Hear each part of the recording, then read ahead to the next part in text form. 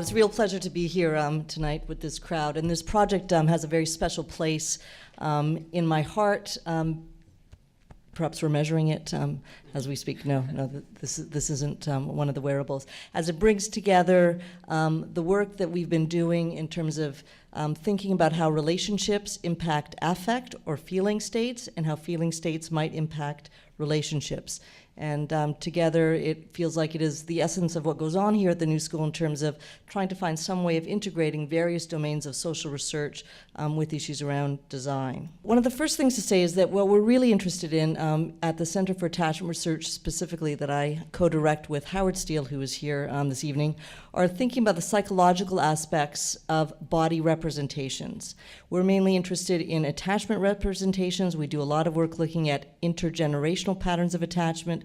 That is the way in which one's own experience of their childhood actually gets transmitted to the next generation. So representations, by and large, is what we're very adept at being able to measure, mainly through narrative responses, through interviews, and we've now moved that domain to thinking about how else to think about measuring representations.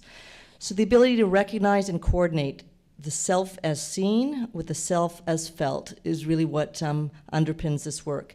That is so correlated with our self-esteem and can be understood as what underlies our ability to regulate affect, or the regulation of affect, the regulation of self. And it so happens that attachment theory, that is the theory that John Bowlby, a theoretician from England, came up with, which really highlights the importance of our earliest experiences and how they embed within us a set of ideas, thoughts, and feelings about how relationships work, are very tied to the ability to regulate oneself. And they're also tied to your self-representation, how you think and feel of yourself. And that's our very rich theoretical background. So we come to this work not only in terms of our methodology, the interview techniques that we're going to tell you about, but it is actually embedded with a very rich theory. And I think that's another bonus to the work and the work that we do here at the New School. Attachment and the body, a closely linked dialogue of inside out and outside in. There are two main measures that we're using as part of our research study. And this really began because we happened to come across something called the mirror interview. Very special interview as it brings together the domain of attachment with the domain of body representations.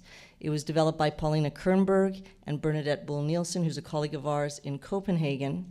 And what it actually does is, for one of the first times, it allows us to measure something as complicated as one's feelings and thoughts about their body as they're standing in front of a mirror. The interviewer stands to one side, and we video their responses.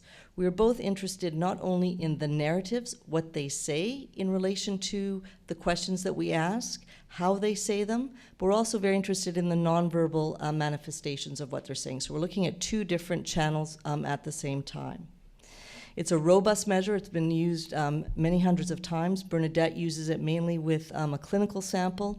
She's been able to predict within adolescents those that might have an eventual breakdown in terms of borderline psychopathology and later psychotic features, because there's something very important in how we see ourselves that this actual measure looks at in terms of both the content of what the young people are saying, and in our case the adults are saying, as well as the affect or feeling state.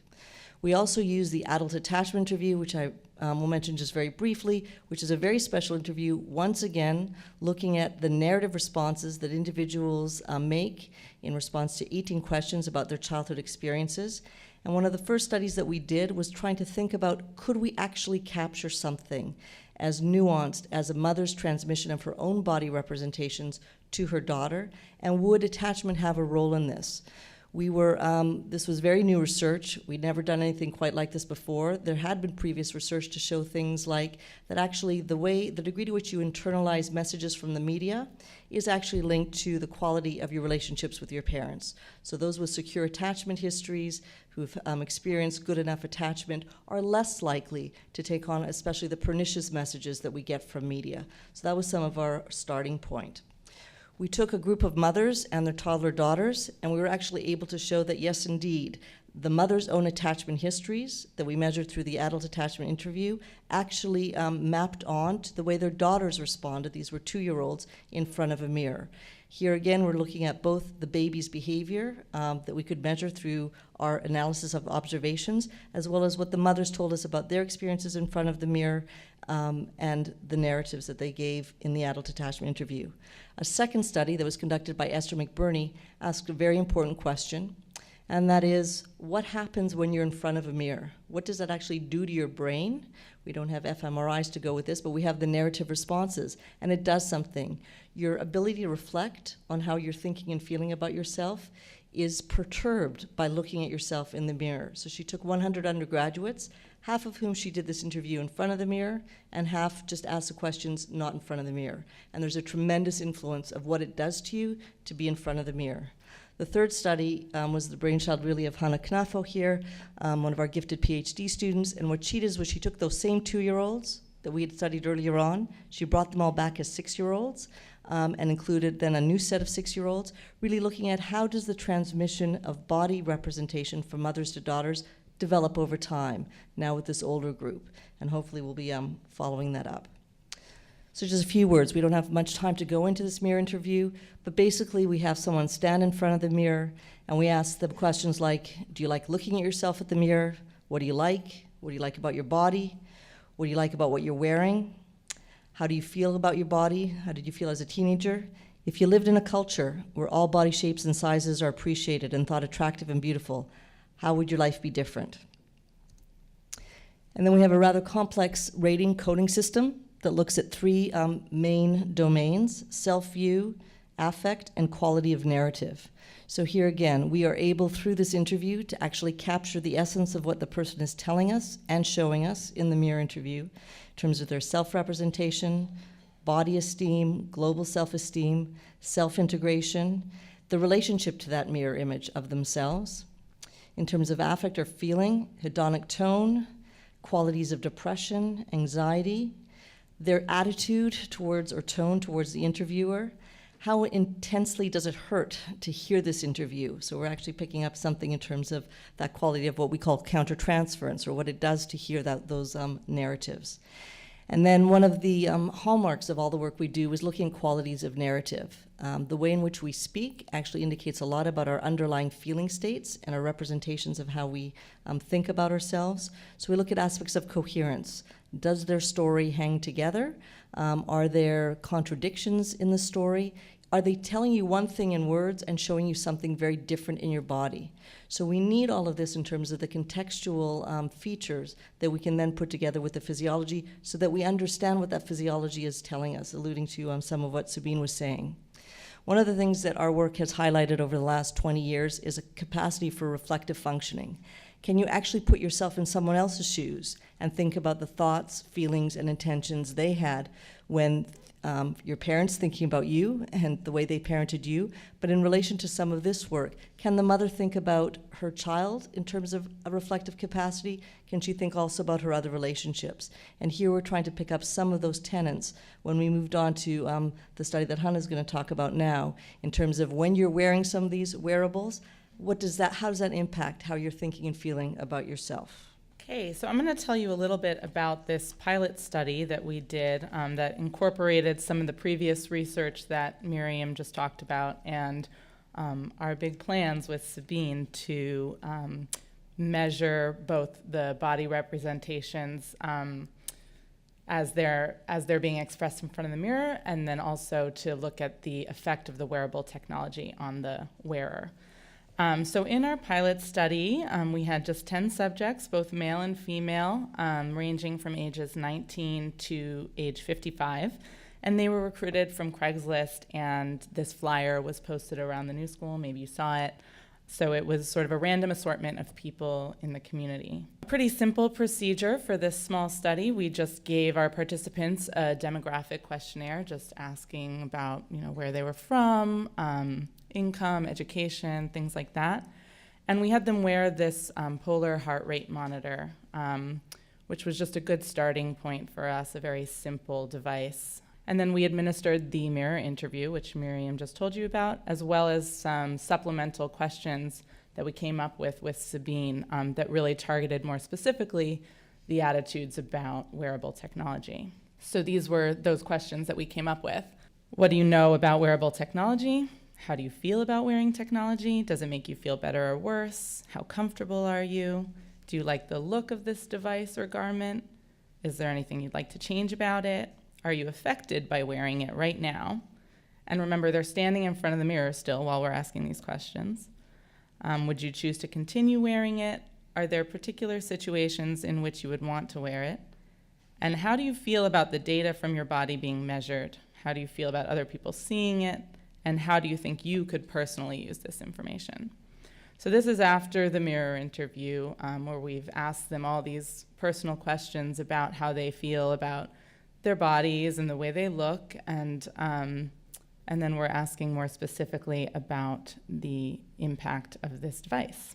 The broader questions that we want to answer are: how are people affected by wearing technology? How might an individual's body representations affect the way they perceive wearable technology? And how can we learn more about body representations in the mirror interview with the added measure of physiological data? So what can that give us in addition to what we already have? And based on some of the observations that we made in this pilot study, we came up with a few hypotheses. This is a very unscientific table that's just showing you, what we would expect to see. We would expect to see some significant correlations between the domains that we're measuring in the mirror interview and some of the domains that we're measuring in the supplemental questions, specifically measuring wearable technology. So for example, we would expect more positive affect in the mirror interview to correlate with more comfort with the technology on the body, more curiosity about exploring these different kinds of technology, and negatively correlated with anxiety around wearable technology as a whole. So we'd expect also more positive self-view to correlate with more comfort, more curiosity, less anxiety, and a more coherent and reflective narrative to also correlate with more comfort, more curiosity, and less anxiety. So these are just some basic starting off hypotheses. And these were some of the observations that we made. I'm just going to share with you two participants. In this one participant, we saw that she had a negative self-image and was highly critical of her body. So these were low scores on self-view. She was also somewhat disconnected from her body, prefers not to look much at herself or think about her appearance or her body too much. So this scored relatively low on narrative coherence. She also didn't see much use for wearable technology. She wasn't very curious. And she found the physiological measurement interesting, but she expressed quite a bit of anxiety during the interview, and we also observed that in her nonverbal behavior. In a second participant, we saw higher body esteem and global self-esteem, so higher positive self-view. She was quite connected to her body and willing to look at herself for the whole time in the mirror. She answered the questions in a thoughtful and reflective manner. So she was high on narrative coherence. And she really expressed a lot of curiosity about this subject. She was very open to wearable technology. She was interested in its health uses and the various things that it could provide her as an individual. And she really showed comfort in front of the mirror. So even while she's standing there for 20 plus minutes in front of the mirror being asked all these questions, and she has a device measuring her heart rate, she still was quite comfortable. And these are some excerpts just to give you a little flavor from that same participant. So when asked, do you need what it does? She said, need, no, but I think it's cool. Health and fitness, people wanting to be responsible for their health and monitoring it and making sure they're getting a certain level of activity every day, because we're all sitting on our asses all day at desks, and it's nice to be aware of it. Are you affected by wearing it? It's comfortable, but the small amount of awareness that you're wearing it would probably make people's behavior change. I'm not uncomfortable, but I'm slightly aware that I have it on, so that constant awareness would probably make you maybe jog to the subway to get your heart rate up, or And how do you feel about the data from your body being measured? I think it's rad. I like to know about my body, health, fitness, all that. I think it's cool. But again, it's a slippery slope. If it's being sent to someone to something where someone else is monitoring it without your knowledge, it can get weird. That's just a little piece of what we've started working on. And so in the future, we're planning on collecting much more data from various participants using various forms of wearable technology, so not just those heart rate monitors, but different things that Sabine was talking about earlier, and contrasting the different levels of comfort, anxiety, and curiosity, and increased body esteem or lowered body esteem with each of these devices. We'll also develop a coding system that's equally elaborate as our coding system that we currently have for the mirror interview, but one that assesses more of these questions around wearable technology and identifying those major themes. And I'll ultimately understand better the overall impact and function of wearable technology and the individual differences in the psychological impact it can have. Thank you.